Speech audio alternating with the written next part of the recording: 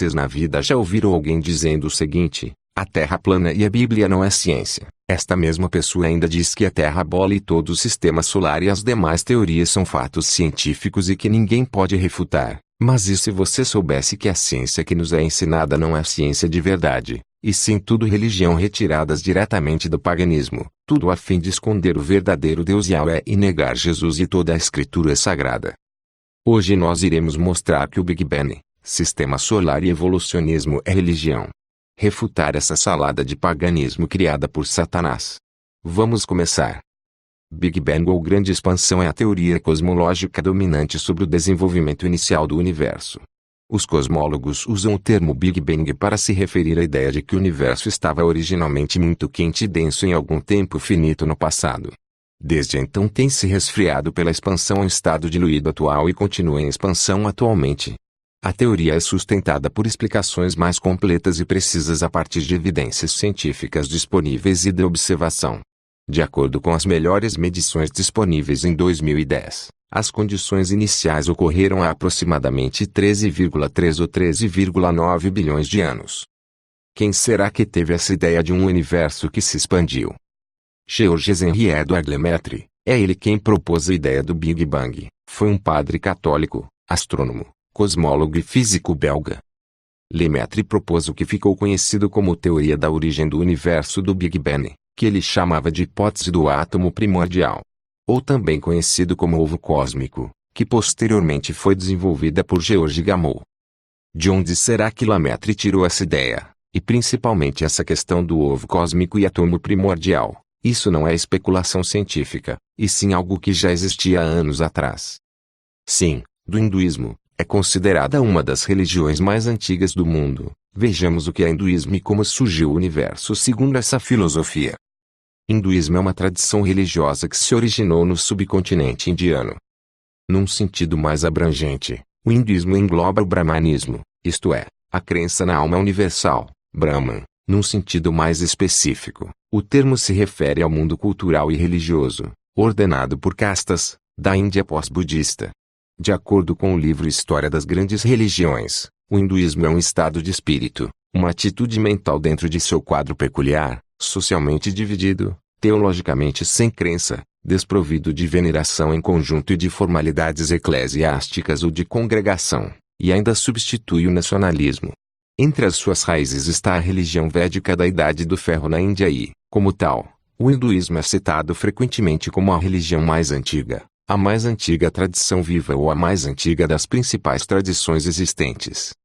Isso é o hinduísmo. Agora como surgiu o universo de acordo com essa filosofia? Brahma traça o deus da criação. Conforme a crença hindu, no início tudo era escuridão e silêncio. O universo parecia mergulhado num grande sono até que o Brahman mudou este estado de coisa. Primeiro, fez surgir as águas cósmicas e nelas depositou uma semente. Com o passar do tempo a semente se transformou num resplandecente ovo dourado. Brahman, que não tinha forma passou, então, um ano cósmico dentro do ovo dourado e dele emergiu na forma de uma divindade. Esse novo Deus ganhou o nome de Brahma e foi incumbido de uma missão especial, criar o mundo e suas criaturas. Mal nasceu, já começou a cumprir sua tarefa. Conta-se que quando o ovo se quebrou, a casca de cima originou a esfera celeste, enquanto que a inferior formou a esfera terrestre. Veja só, o ovo dourado é justamente o ovo cósmico, a semente que gerou o ovo é o átomo primordial, isso é exatamente hinduísmo. Ou seja, o Big Bang é na verdade hinduísmo, e Lemaitre adorava esses deuses hindus. Mais tarde Einstein se converteu ao hinduísmo e disse que era uma das teorias mais bonitas que já ouviu. Não é à toa que tem foto de Einstein mostrando a língua. Sim, mostrar a língua é um ato de venerar deuses hindus. Não é à toa que é comum vermos celebridades e marcas fazendo este gesto. Segundo a Bíblia, o universo não surgiu de uma expansão cósmica onde um saiu de um ovo. Vejamos o que a Bíblia fala sobre a criação do universo. No entanto, deliberadamente, eles não reconhecem que desde a antiguidade, por intermédio da palavra de Deus foram criados os céus e a terra, e esta foi formada da água e por meio da água. 2 Pedro 3:5. Nós temos diversas passagens da Bíblia que nos revelam isso, como exemplo mais famoso Gênesis 1 e Gênesis 2, e mais as descrições de Isaías e Jó de como a perfeição de Deus é perfeita ao criar a terra. Mas o hinduísmo, apesar de ser antibíblico, ele defende também uma terra plana. Sim, mas há diversas religiões pagãs que defendem uma terra plana, mas tem uma que podemos dizer que é a exceção, que é o fruto do sistema solar heliocêntrico. Vejamos.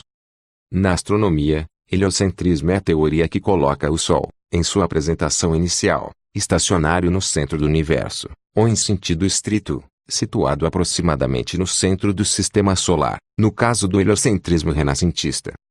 O sistema solar compreende o conjunto constituído pelo Sol e todos os corpos celestes que estão sob seu domínio gravitacional. A estrela central, maior componente do sistema, respondendo por mais de 99,85% da massa total, gera sua energia através da fusão de hidrogênio e hélio, dois de seus principais constituintes. Os 4 planetas mais próximos do Sol, Mercúrio, Vênus, Terra e Marte, possuem em comum uma crosta sólida e rochosa, razão pela qual se classificam no grupo dos planetas telúricos, ou rochosos.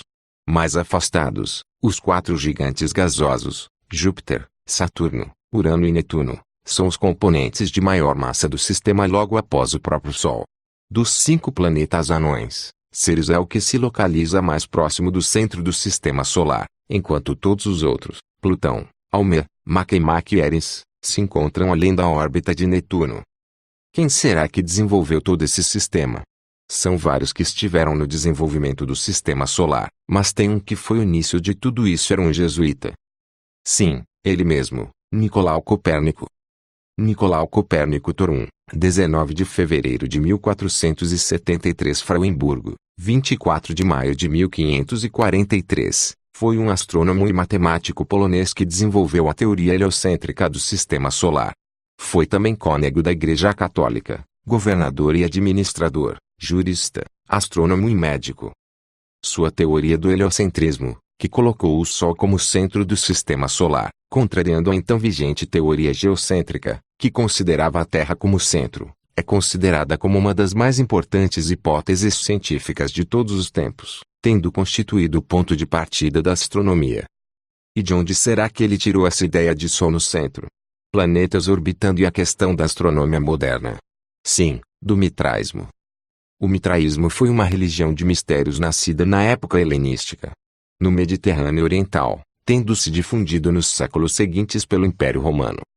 O culto a Mitra possui origens na Índia, tendo sofrido gradualmente diversas transformações, acabando por alcançar um lugar proeminente na Pérsia para logo depois representar o principal oponente do cristianismo nas primeiras etapas de sua expansão.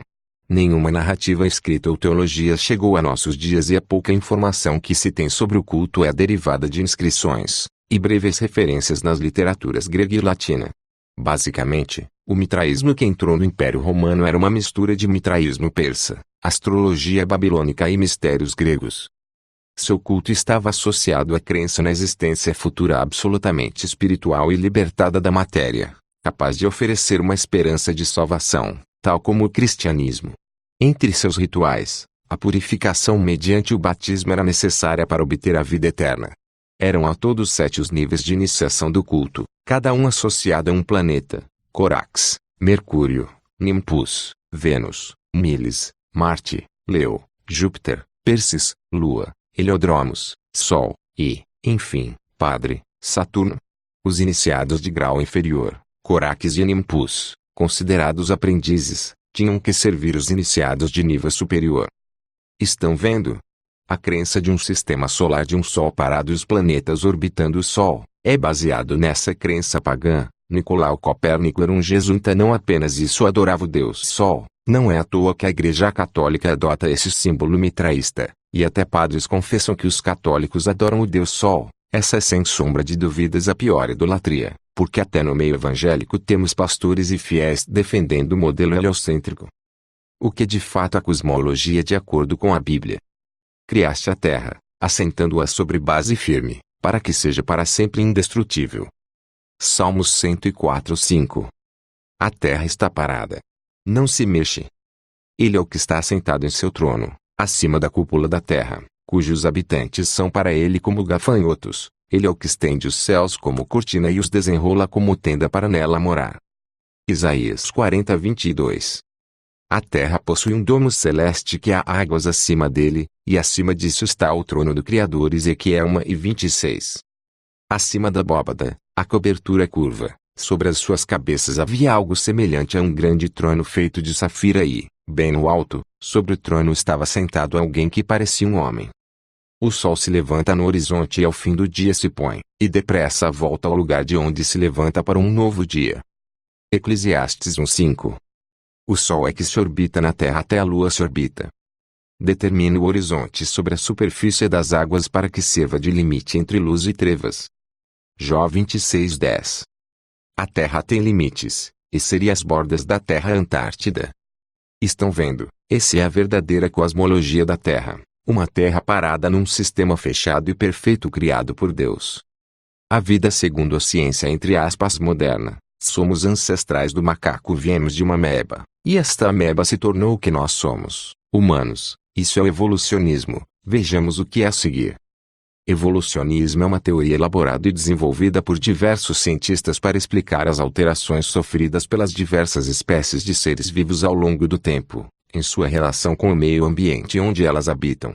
O principal cientista ligado ao evolucionismo foi o inglês Charles Robert Darwin, 1809 a 1882, que publicou, em 1859, a obra sobre a origem das espécies por meio da seleção natural ou a conservação das raças favorecidas na luta pela vida, ou como é o mais comumente conhecida, a origem das espécies.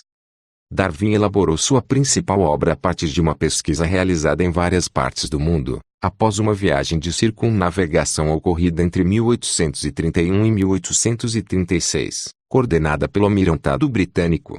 Nessa viagem, o cientista inglês pôde perceber como diversas espécies aparentadas possuíam características distintas, dependendo do local em que eram encontradas. Entretanto, para Darwin, evoluir é mudar biologicamente, e não necessariamente se tornar melhor, e as mudanças geralmente ocorrem para que exista uma adaptação das espécies ao meio ambiente em que vivem. A esse processo de mudança em consonância com o meio ambiente Charles Darwin deu o nome de seleção natural. De onde será que Darwin teve essa ideia? Na verdade, essa ideia não foi de Darwin e sim, de um filósofo muçulmano que formulou 1000 anos antes que Darwin. Seleção natural. Cerca de 1000 anos antes de Darwin, um filósofo muçulmano que vivia no Iraque, conhecido como Al-Jaiz, escreveu um livro sobre como os animais mudam através de um processo que também chamou de seleção natural. Seu nome real era Abu Osman Ambar al-Kanani al-Basri. Seu apelido, Al-Jaiz, significa alguém com olhos esbugalhados. Não é a forma mais amistosa de chamar alguém, mas a fama de Al-Jaiz se deve mesmo a seu livro Kitab al-Hayawan, o livro dos animais, em tradução livre. Ele nasceu no ano 776 na cidade de Bassorá, sul do atual Iraque, numa época em que o movimento Mu'tazila, uma escola de pensamento teológico que defendia o exercício da razão humana, estava crescendo na região, no auge do califado abássida. Obras acadêmicas eram traduzidas do grego para o árabe, e Bassorá sediava importantes debates sobre religião, ciência e filosofia que mudaram a mente de Al-Jaiz e o ajudaram a formular suas ideias. O papel havia sido introduzido no Iraque por comerciantes chineses, o que impulsionou a difusão de ideias, e o jovem Al-Jaiz começou a escrever sobre vários temas. Seus interesses envolviam muitas áreas acadêmicas, como ciência, geografia, filosofia, gramática árabe e literatura. Acredita-se que ele tenha publicado 200 livros durante a vida, mas só um terço sobreviveu até nossos dias. Essa questão de evolucionismo de fato nunca foi algo científico, e sim religioso. Algumas crenças pagãs acreditavam também na possibilidade de um macaco se transformar em homem e em alguns casos até mesmo vice-versa. Mas de onde o homem surgiu? Então o Senhor modelou o ser humano do pó da terra, feito argila, e soprou em suas narinas o fôlego de vida, e o homem se tornou um ser vivente. Gênesis 2:7. Estão vendo? O homem veio a partir do pó da terra, através do sopro de Deus. Não é à toa que tem estudos que mostram que o homem de fato veio da terra. É normal as pessoas tentarem distorcer fatos científicos provados pela Bíblia.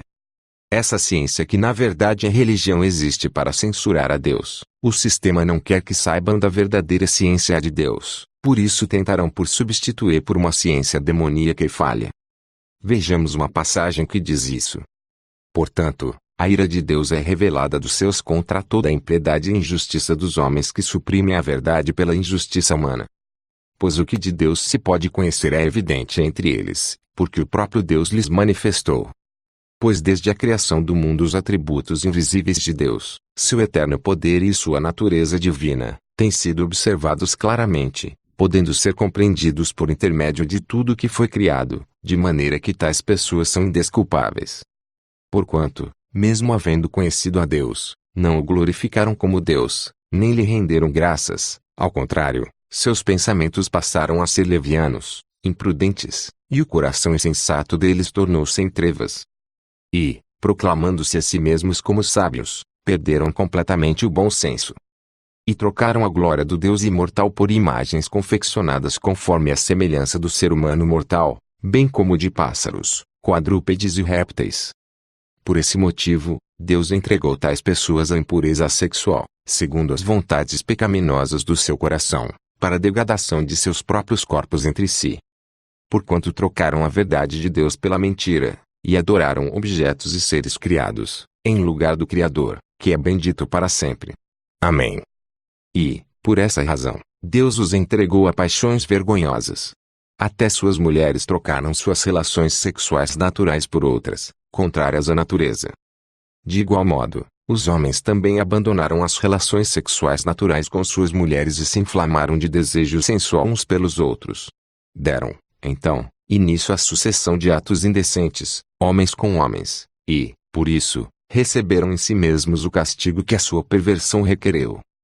Além do mais, considerando que desprezaram o conhecimento de Deus, Ele mesmo os entregou aos ardis de suas próprias mentes depravadas, que os conduz a praticar tudo o que é reprovável. Então, tornaram-se cheios de toda espécie de injustiça, maldade, ganância e depravação. Estão empanturrados de inveja, homicídio, rivalidades, engano e malícia. São bisbilhoteiros, caluniadores, inimigos de Deus, insolentes, arrogantes e presunçosos, vivem criando maneiras de praticar o mal, desobedecem a seus pais. São insensatos, desleais, sem amor e respeito à família, sem qualquer misericórdia para com o próximo. E, apesar de conhecerem a justa lei de Deus, que declara dignos de morte todas as pessoas que praticam tais atos, não somente os continuam fazendo, mas ainda aprovam e defendem aqueles que também assim procedem. Romanos 1:18-32. Estão vendo, a humanidade negou Deus mesmo sabendo de suas maravilhas, e por isso não aceitam a tese do design inteligente. Os homens preferiram as trevas pois suas obras eram más, fazem toda essa censura só para ocultar o verdadeiro Deus. Por isso pregam uma falsa ciência. Sempre quando tiver um ateu defendendo a ciência moderna que é ensinada, pode ter certeza que não é ateu de verdade, e sim um religioso que segue doutrinas de demônios, adorando vários deuses. Do momento que um ateu ou até mesmo um crente admite a existência de Big Bang ou terra bola de água, está automaticamente adorando outros falsos deuses. Mas nós os crentes, libertos e detetores de toda a verdade, nós sabemos que há um só Deus em todo o universo que criou o céu, a terra e os mares. O objetivo da falsa ciência que está disfarçada de religião, é na verdade uma estratégia para Satanás querer ser adorado, já que lá no fundo essas ciências que nos é ensinadas é a religião, por isso há tantos globaloides idólatras e defensores de um sistema maligno. Lembre-se disso, meus amigos. Vejamos o que o Paulo escreve. Tende muito cuidado para que ninguém vos escravize a vãs e enganosas filosofias, que se baseiam nas tradições humanas e na falsa religiosidade deste mundo, e não em Cristo. Colossenses 2:8. Timóteo, guarda o tesouro que te foi confiado, evitando as conversas inúteis e profanas, assim como as elucubrações sem fundamento que muitos chamam de saber. Ora, alguns professando tal conhecimento se desviaram da fé. A graça seja convosco. 1 Timóteo 6:20-21. Então Deus te abençoe em nome de Jesus. Amém.